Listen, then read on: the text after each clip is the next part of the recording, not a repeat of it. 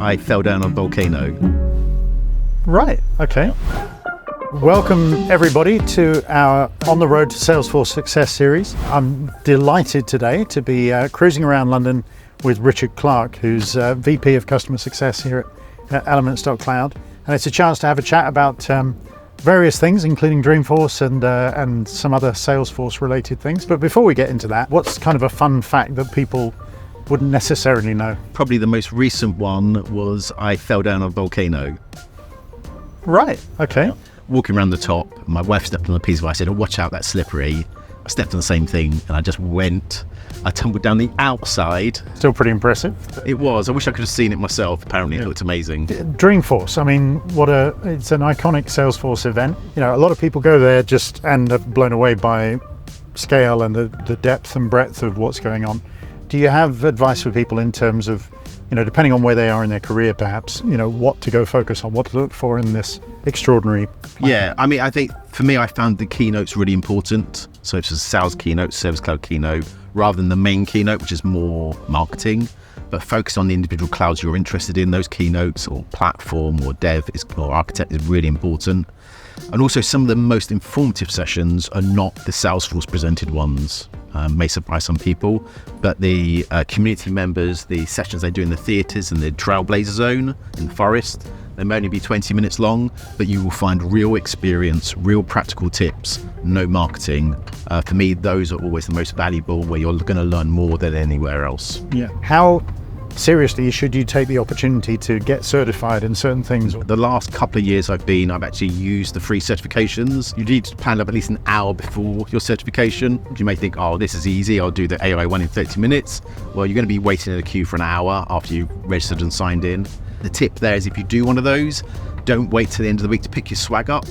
I've ended up with a lot of tote bags rather than the battery packs or the giant Cody that I was expecting, or I don't even have a Trailblazer hoodie because I've always left it too late to collect. Right. So you end up with whatever swag's left at the end if you leave it too long. There's the excitement about data cloud and so on, and there's also obviously it's a question of maturity.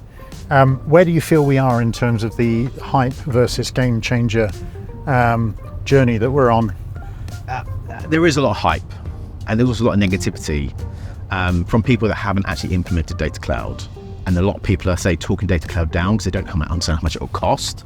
Well, roll up your sleeves, use the free credits, have a go, get something working before you want to talk it down or say it's not ready. Try it out and understand how to configure it properly. I think that's a really good point, because we're seeing, I mean, we were fairly cynical along with everybody else, I think, but actually is once you've got your use case understood, and once you are doing, frankly, what are the basics, old school, proper analysis, really thinking through data flows, understanding the landscape, understanding what will be useful, you have to put that work in. But once you've done that, if you really understand what you're doing, you know, not just through being certified, but actually going through and working through, cost doesn't have to be an unknown. It doesn't have to be ridiculous. It doesn't, and you know, our own experience is actually, we didn't know how many credits we were using. That's coming soon, that we'll have visibility on that.